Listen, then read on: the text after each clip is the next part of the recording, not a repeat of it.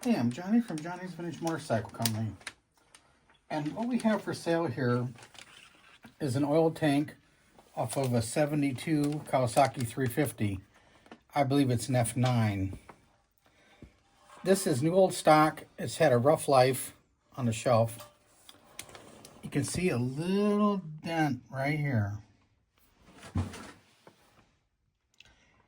And then, it's got some scratches.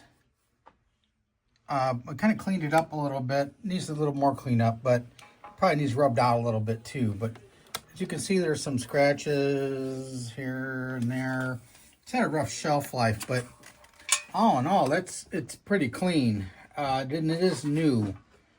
This would be a great candidate for an unrestored everyday rider. Or it'd be a good...